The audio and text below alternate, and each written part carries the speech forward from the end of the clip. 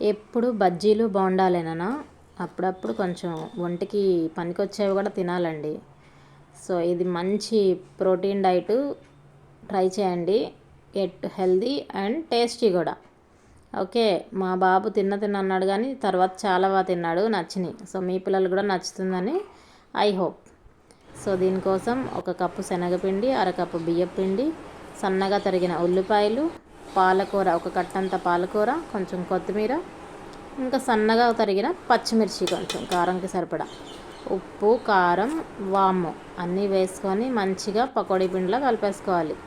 పకోడీ పిండిలా అంటే మరీ థిక్గా కాదు, అట్ల పిండి అంత పలుచగా కూడా కాదు, సెమీ సాలిడ్గా కలిపేసుకోవాలి. వాటర్ పోసుకొని 1 గ్లాస్ అంత వాటర్ వేసుకొని మంచిగా కలిపేసుకోవాలి. ఎంత ఫాస్ట్గా అయిపోతుందో అసలు, ఆయిల్ కూడా తక్కువ పడుతుంది. సో పాలకూర, శనగపిండి 2 మంచిగా ప్రోటీన్ వస్తుంది అన్నమాట. వర్కౌట్ చేసిన వాళ్ళు వర్కౌట్ తర్వాత తిన్నా సరే చాలా మంచిది. ఓకే, స్టమక్ అంతా ఫుల్గా ఉంటుంది. సో ఇదిగోండి, ఇలా ఆయిల్ వేసుకొని కొంచెం చిన్న ప్యాన్ కేక్స్ లాగా వేసుకోవడమే.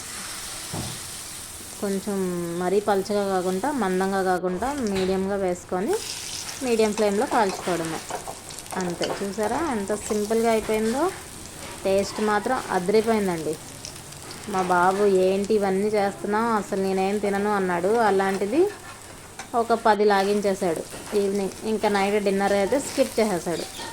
సో ఈవినింగ్ తింటే డిన్నర్ కూడా అవసరం లేదండి. సో దీని పక్కన హెల్దీ అన్నప్పుడు ఇంకా హెల్దీ అవ్వాలి కదా. సో క్యారెట్ ఇంకా బీట్రూట్ జ్యూస్ చేసా. సో క్యారెట్, బీట్రూట్ కలిపి మిక్సీ కొట్టేసుకోవడమే. ఇందులో ఆమ్లా ఉంటే ఆమ్లా కూడా వేసుకుంటే బాగుంటుంది, బట్ నా దగ్గర లేదు, సో వేయలేదు. సో ఇలాగ వాటర్ వేసుకొని మంచిగా మిక్సీ కొట్టేసుకొని ఫిల్టర్ చేసేసుకోవడమేనండి.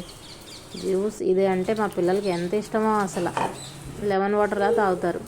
సో ఇందులో కొంచెం పుల్లదనానికి లెమన్ పిండుకుంటున్నాను. ఆమ్లా వేయలేదు కదా, సో లెమన్ పిండుకుంటున్నాను.